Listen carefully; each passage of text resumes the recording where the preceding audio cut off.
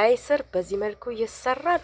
ዋው በጣም ነው የሚጣፍጠው። በጣም ልዩ ቀይ ስር ከስጋ ጋር ነው የሰራሁት። በጣም ይጣፍጣል። በጣም ልዩ ነው። ሰርታችሁ ሞክሩት። ቪዲዮውን እስከ መጨረሻው ድረስ ተከታተሉ። ላይክ በማድረግ ጀምሩ። ለሌሎች ደግሞ እንዲደርሳቸው ሼር በማድረግ እንድትተባበሩ በትህትና እጠይቃለሁ። ሰላም ጤና ይስጥልኝ ውድ የሰብለ ኪችን ቤተሰቦች እንደምንሰነበታችሁ። ዛሬ በአዲስና በቆንጆ ስራ ተመልሻለሁ። እዚህ ጋር እንደምታዩት ስጋ አቅርቤ ያለው ቀይ ስር፣ ነጭ ሽንኩርትና ዝንጅብል እንዲሁም ሽንኩርት እንደምታዩት ሽንኩርቴን በደቃቁ በደንብ አድርጌ እከትፈዋለሁኝ። ሶሪ ጉንፋን ስለያዘኝ ነው፣ በጣም ይቅርታ። እንደዚህ አድርጌ በደቃቁ ከትፈውና ከዛም ቀይ ስሬን እንደዚህ እልጣለሁኝ። የእውነት ትወዱታላችሁ። ብትፈልጉበት በዳቦ ብትፈልጉ በእንጀራ በፈለጋችሁት መርጣችሁ መመገብ ትችላላችሁ። ግን በጣም ነው የሚጣፍጠው። ነው በጣም ስለወደድኩት ነው ወደ እናንተ ይዤላችሁ የመጣሁት። እንግዲህ ቀይ ስሬንም ደግሞ እንዲህ እንደ ልጥና በመፈቅፈቂያ በካሮት መፈቅፈቂያው ፈቀፍቀዋለሁኝ። እዚህ ከፈቀፈቅኩ በኋላ እንግዲህ ሽንኩርቴንም ከትፌያለሁ። እዚህ ጋር መጥበሻዬ ላይ ዘይት ጨምራለሁኝ።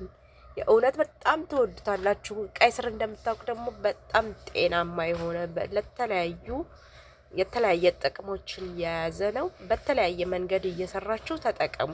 ቀይ ስር ከምግባችሁ ውስጥ አይጥፋ እላለሁኝ። እኔ በቃ በጣም ወድጀው ነው የምሰራው። በተለያየ መንገድ በጁስ ተጠቀመዋለሁ። እንደዚህ በምግብ ላይ ከተዋለሁኝ እና በጣም ቆንጆ ነው። ተጠቀሙትኝ። እንደዚህ እንግዲህ ቀይ ስሬን በደንብ አድርጌ እንደዚህ በካሮት መፈቅፈቂያ ፈቀፍቀዋለሁኝ። ሽንኩርቴን በደቃቁ ከትፌያለሁ። እንዲሁም ስጋው የተፈጨ ነው። ከዛ ይሄው በጋለው ዘይት ላይ ሽንኩርቴን ጨምርና ሽንኩርቴን በደንብ አድርጌ ጥብስ አድርገዋለሁኝ። እንደምታዩት የእውነት ትወዱታላችሁ። ሞክሩት። እኔ ሞክሬው ነው ወደ እናንተ ይዤ የመጣሁት። እኔ እንደውም ግማሹን በሳምቡሳ እስኪ ልሞክረው ብዬ ደግሞ በሳምቡሳ ነው የሰራሁት። ግማሹን ግን በዳቦ ነው የተመገብኩት።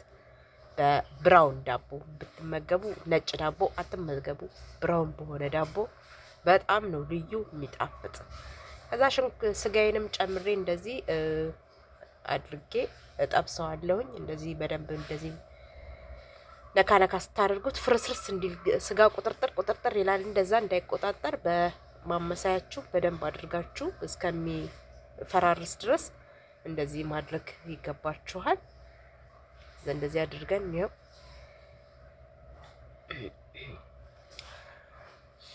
ይቅርታ ለድምጼ ጥራት፣ ጉንፋን ስለያዘኝ ነው። በጣም ይቅርታ ጠይቃለሁኝ። እንደምታዩት እንግዲህ ስጋው እንደዚህ ሆኖ ፍርስ ብሎልኛል። እንደዚህ ቶሎ ካላማሰላችሁት ይቆጣጠራል ስጋ። እንደዚህ ፍርስ ብሎ በደንብ ሆኖልኛል። ይኸው እንደምታዩት በጣም ቆንጆ ሆኗል። እንደዚህ ጥብስ አድርገዋለሁኝ በደንብ። ከዛ ነጭ ሽንኩርትና ዝንጅብል አብሮ የተፈጨ ጨምርበታለሁ። ያው ቀይ ስር ብዙ ሰዓት ስለማይፈልግ ወደ መጨረሻ ላይ አካባቢ ነው የምጨምረው።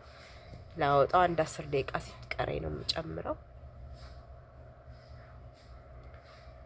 ዘየው ነጭ ሽንኩርቴንና ዝንጅብሌንም ደግሞ አንድ ላይ እንደዚህ አድርጌ በደንብ አድርጌ እጠብሰዋለሁኝ።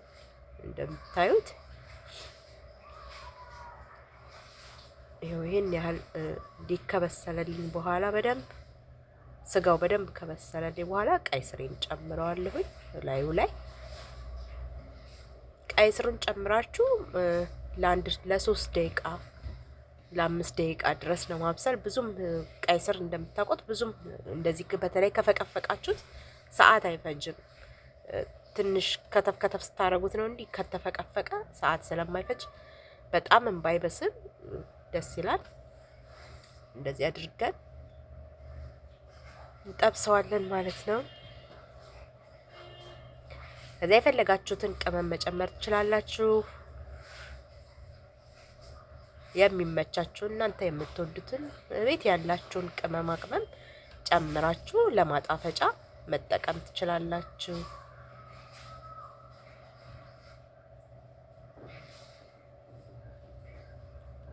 እንግዲህ ከሙን ነው ያደረኩት። ትንሽዬ ከሙን፣ ቁንዶ በርበሬ ትንሽ ጨምራለሁ።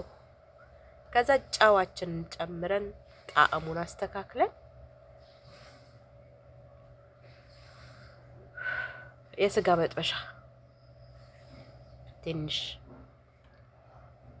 እንዲሁም ደግሞ ጨዋችንን ጨምረን አስተካክለን እናወጣለን።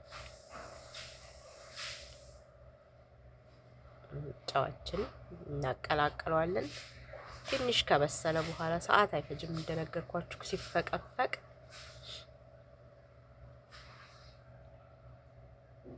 እንዲያርገን እንግዲህ አብስለን በተመቻችሁ መመገብ። በእንጀራም ብትሉ በጣም ነው የሚጣፍጠው። ሞክሬዋለሁ። እንግዲህ እንደዚህ እያደረጋችሁ ቃናው ምናምን ቤቱም ራሱ በጣም ነው ደስ የሚለው። እንግዲህ መጨረሻ ላይ ቃሪያ ድቅቅ አድርጎ የተከተፈ ቃሪያ ሊወጣ ሲል ጨምርበትና እንግዲህ እንደምታዩት እንደዚህ አድርጌ ቀላቀለዋለሁ። ቃሪያ ከጨመርን በኋላ ብዙ ደቂቃ ማናቆየውም። አንዱ ሁለት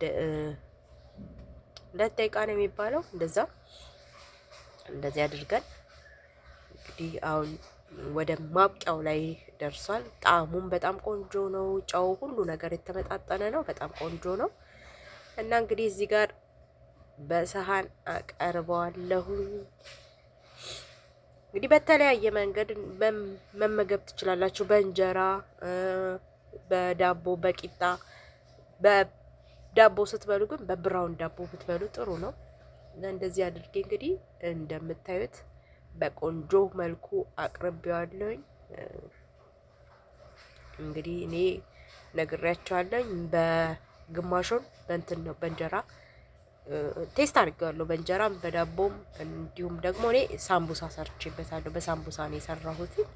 ለሳምቡሳ ራሱ በጣም ልዩ ነው። በቃ ለየት ለማድረግ ስትፈልጉ አሁን ከምስር ከስጋ ውጪ ለመስራት ስትፈልጉ እንዲህ ከስጋ ጋር ቀይ ስርን ከስጋ ጋር ቀራቅራችሁ ደግሞ ሳምቡሳውን ብትሰሩበት ራሱ በጣም ልዩ ነው። በጣም ይጣፍጣል። እና ከላይ እንደምታዩት ለዲኮር ደግሞ ቃሪያ ረዘም አድርጌ ከትፌ ልክ እንደዚህ አደረኩትኝ። እንደምታዩት እንግዲህ በጣም ቆንጆ ነው። እንግዲህ ምግብ አይን ይበላል።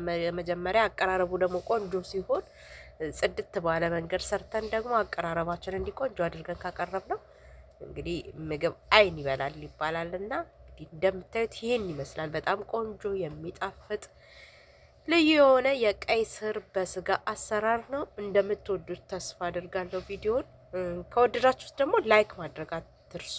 አበረታቱን ፕሊስ። እንደግ፣ እንለወጥ። እኛ ሰርተን መለወጥ እንፈልጋለን። ስለዚህ ላይክ አድርጉልን፣ ሼር አድርጉልን፣ ኮሜንት አድርጉልን። በቻልነው አቅም እንመልሳለን። እንግዲህ ለኔ ቻናል አዲስ የሆናችሁ ደግሞ ሰብስክራይብ አድርጋችሁ የደወል ምልክት በመጫን ቤተሰብ ሁኑ። ነባሮች ደግሞ ኮሜንት፣ ላይክ፣ ሼር እያደረጋችሁ ስለምታበረታቱኝ ከልብ አድርጌ አመሰግናለሁ። በሌላ በቆንጆ ስራ እስከምንመገኝ ቻው።